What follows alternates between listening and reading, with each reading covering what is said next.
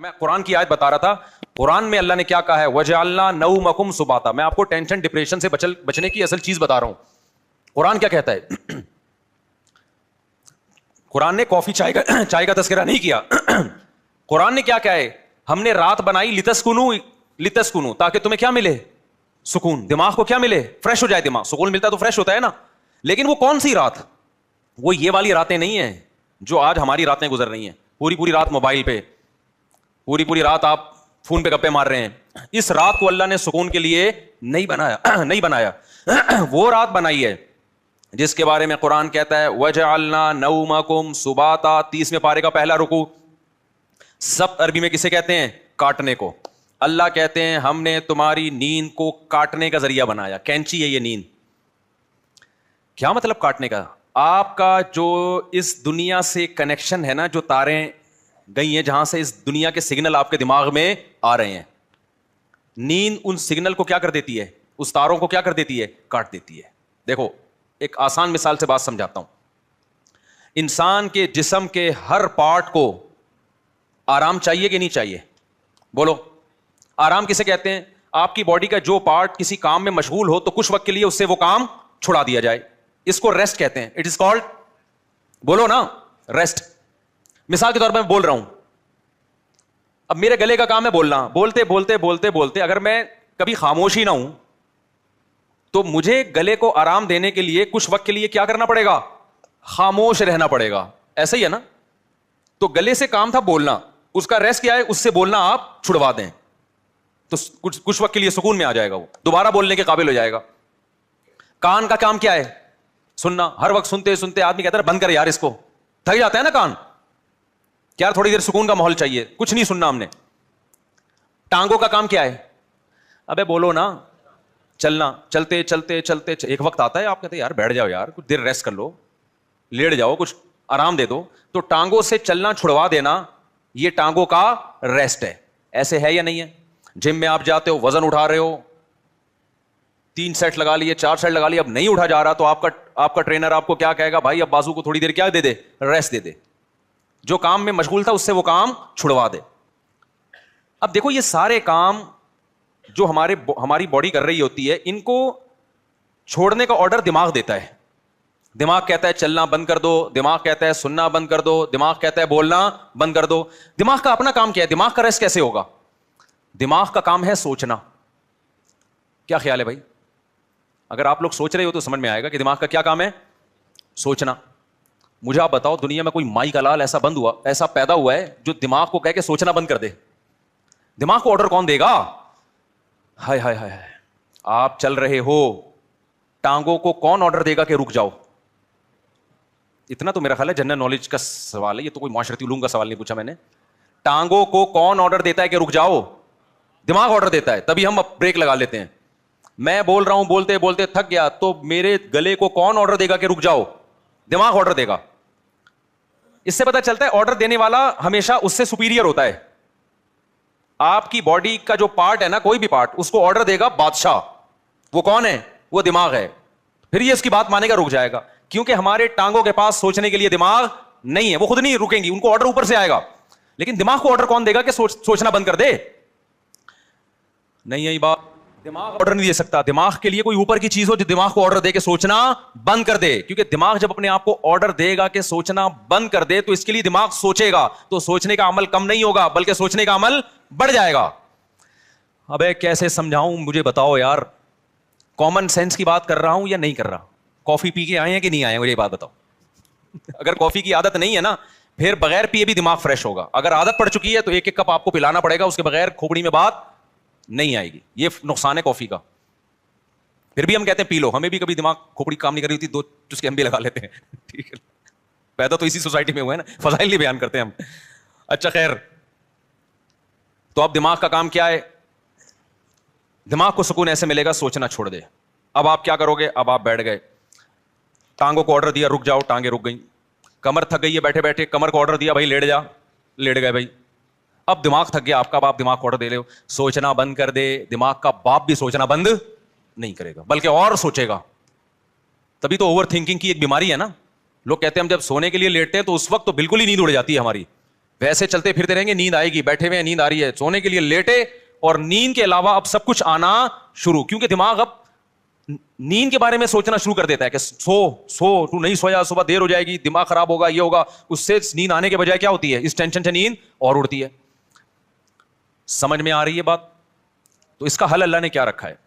اللہ نے کہا یہ تمہارے بس میں نہیں ہے کہ تم سو جاؤ, کیونکہ تمہارے پاس جو سب سے پاورفل پارٹ ہے نا وہ دماغ ہے.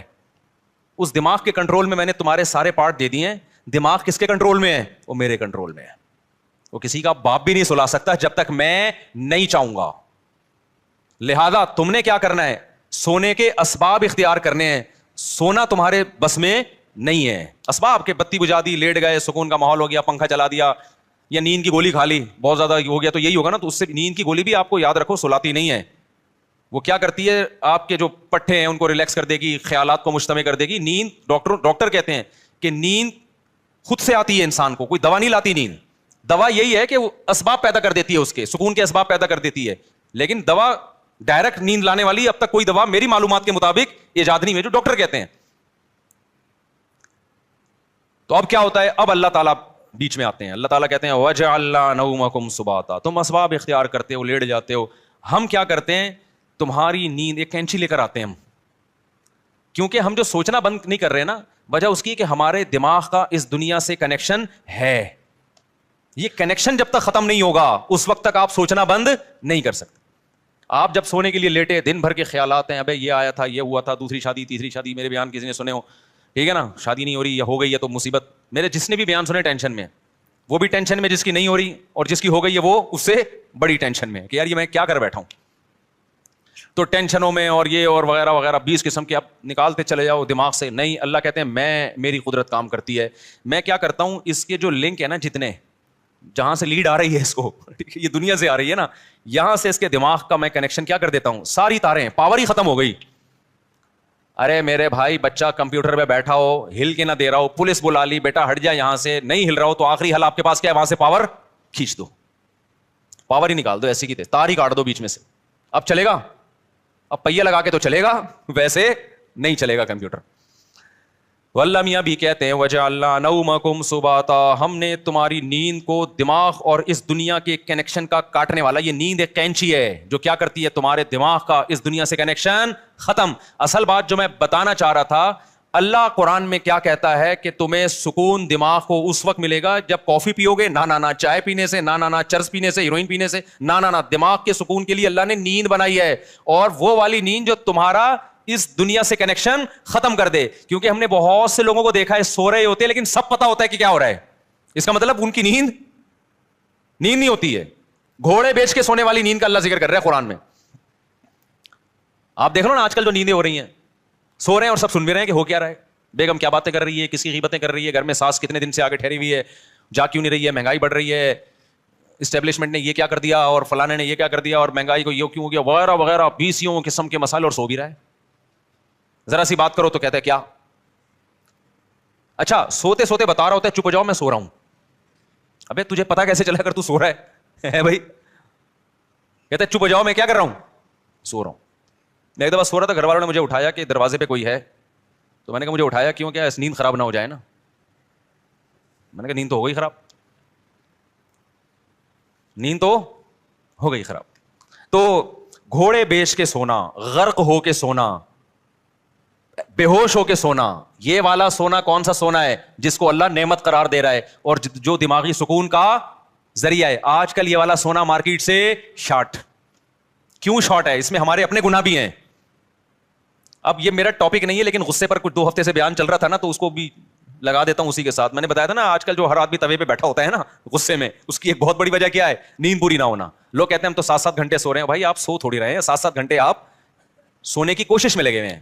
اس میں کبھی دیکھو 3 کیفیتیں ہوتی ہیں, ایک انسان اس دنیا میں ہوتا ہے اور ایک بالکل قبر میں ہوتا ہے موت کے بعد. ایک بیچ کی کیفیت بھی ہوتی ہے, کچھ برزخ کی چیزیں دیکھ رہا ہوتا ہے اور کچھ اس دنیا کی چیزیں. قرآن سے پتہ چلتا ہے یہ ایک بیچ کی کیفیت ہوتی ہے جس میں کچھ یہاں کچھ وہاں. بالکل نیند میں بھی ایسا ہی ہے. اللہ نے نیند کو موت سے تشبیہ دی ہے. نیند میں بھی ایسا ہی ہے, یا تو آپ پورے جاگے ہوئے ہیں جیسے بھی بیٹھے ہوئے ہیں, یا آپ پورے سو رہے ہوتے ہیں, آپ کا اس دنیا سے کوئی رابطہ نہیں ہوتا, کچھ پتہ ہی نہیں ہوتا کون رو رہا ہے کون ہنس رہا ہے, سردی ہے گرمی ہے خزاں ہے طوفان آ رہا ہے نہیں آ رہا, اور ایک بیچ کی کیفیت ہوتی ہے جس میں آدھے آدھے خواب بھی دیکھ رہے ہیں اور آدھے آدھے جاگ بھی رہے ہیں.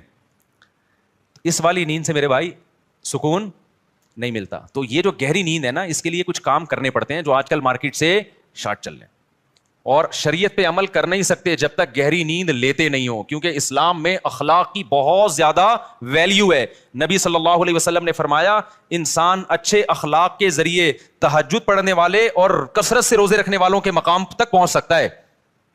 یعنی اس کی زندگی میں تہجد بھی نہیں ہے اور روزے بھی نہیں ہے, لیکن اخلاق کا اتنا اچھا ہے تو اللہ اس کو کس کے ساتھ حشر کریں گے؟ تہجد گزاروں کے ساتھ. اور حدیث میں آتا ہے کہ ایک تہجد گزار اور کثرت سے روزے رکھنے والا برے اخلاق کے ذریعے جہنم کا ایندھن بن سکتا ہے. حدیث کا مفہوم ہے. کیوں؟ بد اخلاقی کی وجہ سے کبھی بیوی سے لڑے گا, کبھی پڑوسیوں سے لڑے گا, کبھی کمیٹی سے لڑے گا, کبھی امام سے لڑے گا, کبھی مؤذن سے لڑے گا, کبھی اسے پٹا, کبھی گاڑی تھوڑی سی آگے آگے اس کو اٹھا کے ٹھوک دیا, ٹھیک ہے نا, تو ساری نیکیاں اس کی کیا ہو رہی ہیں؟ ضائع. کیونکہ ہمیں حدیث سے پتہ چلتا ہے کہ جو شخص لوگوں پہ ظلم کرتا ہے قیامت کے دن اللہ بدلہ ایسے لیں گے کہ اس کی نیکیاں اٹھا کے اس کے پلڑے میں ڈالنا شروع کریں گے. حتیٰ کہ ایک گالی بھی ناحق دی نا کسی کو, تو اس کے بدلے میں بھی اس کی نیکی کہاں جا رہی ہے؟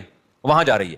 اور جب اس کی نیکیاں ختم ہو جائیں گی تو اللہ پھر کیا کریں گے؟ جس نے ظلم کیا ہوگا, بد اخلاقی کی ہوگی, اس کے گناہ اس کو دینا شروع کر دیں گے.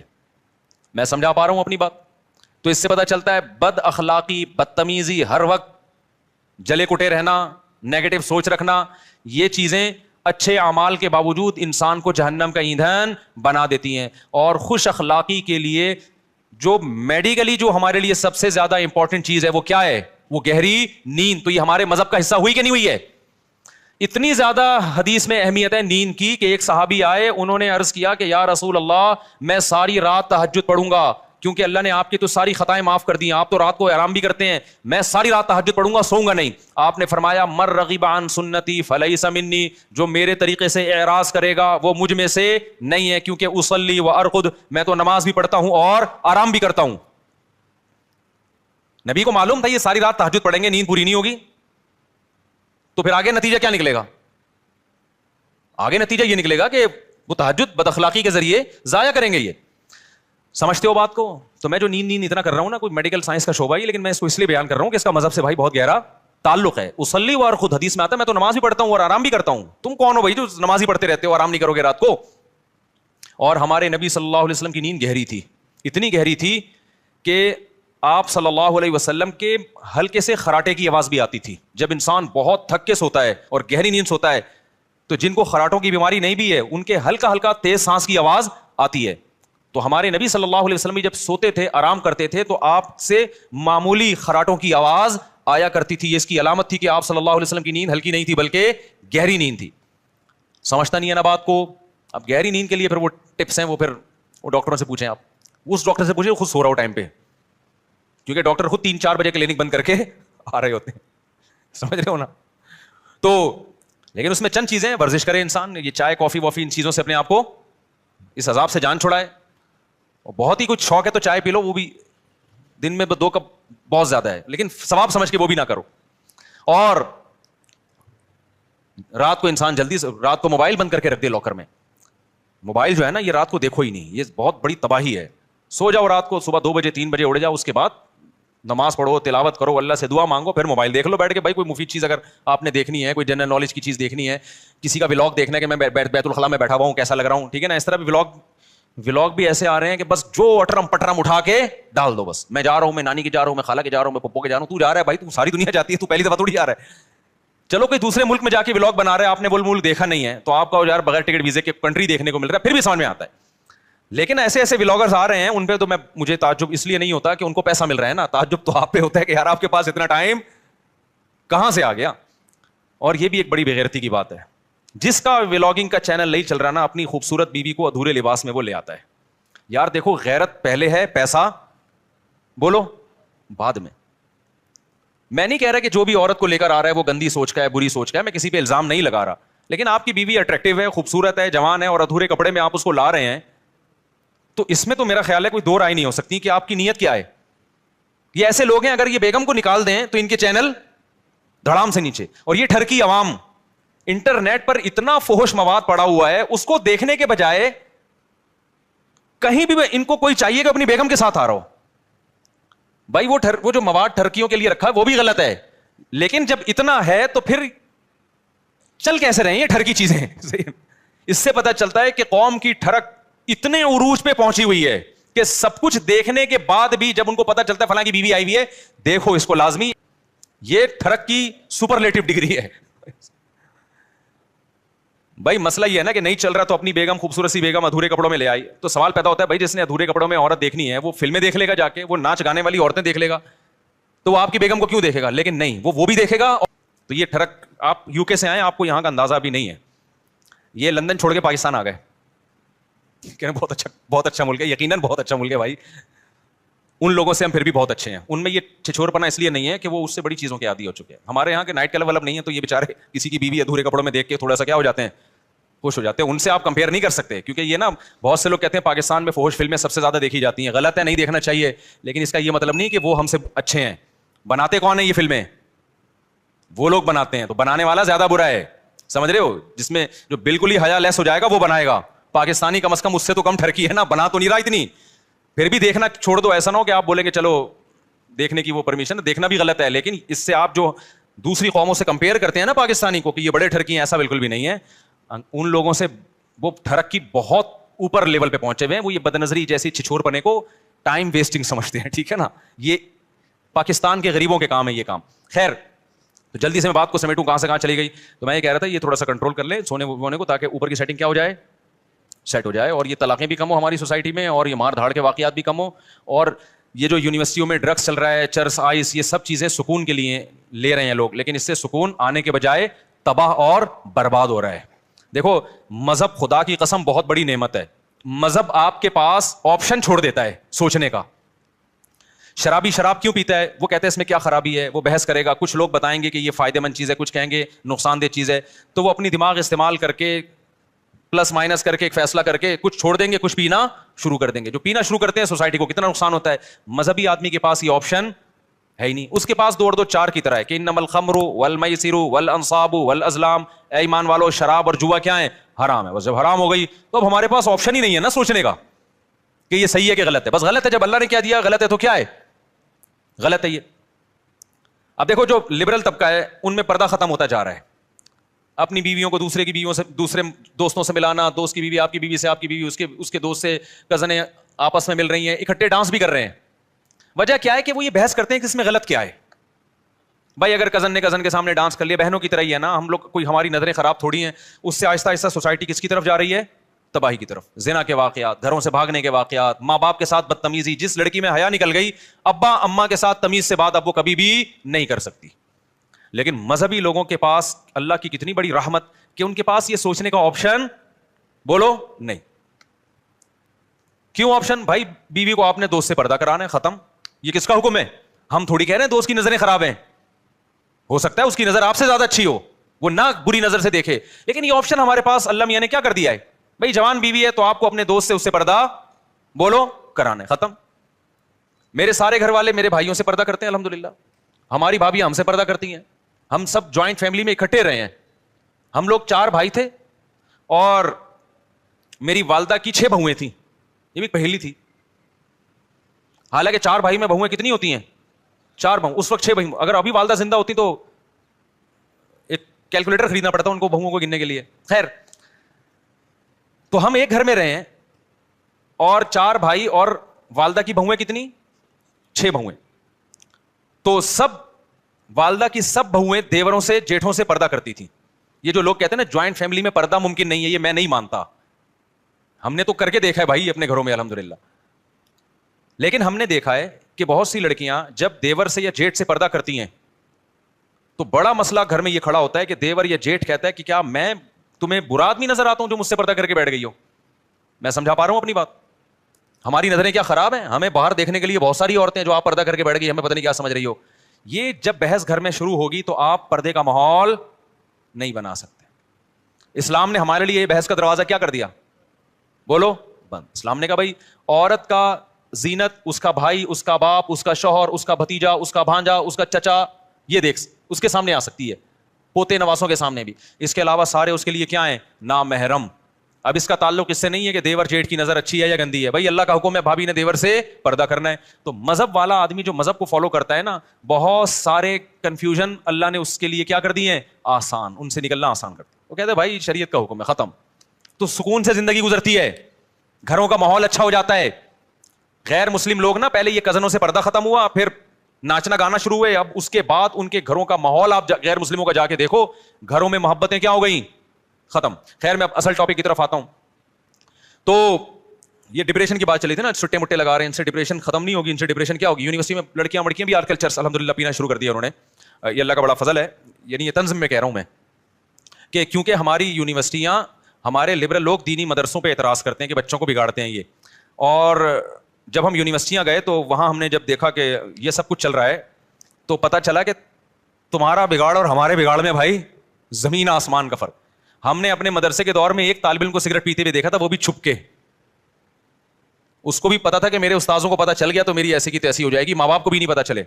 اور یونیورسٹی میں اگر آپ چلے جائیں نا, تو ہو سکتا ہے آپ کو بھی فری میں مل رہی ہو وہاں پہ, کہ ایک سٹا آپ بھی لگا لیں. اللہ بچائے, یہ بہت برا ماحول ہے, لیکن جا رہے. جب مذہب آپ کی سوسائٹی سے نکلے گا تو ایجوکیشن ہی آپ کی تباہی بربادی کا ذریعہ بن جائے گی. خیر ہم چل رہے تھے قربانی پہ, پتہ نہیں یہ کہاں سے آ گیا, ہم آپ نے گچی پکڑ کے رکھی جی.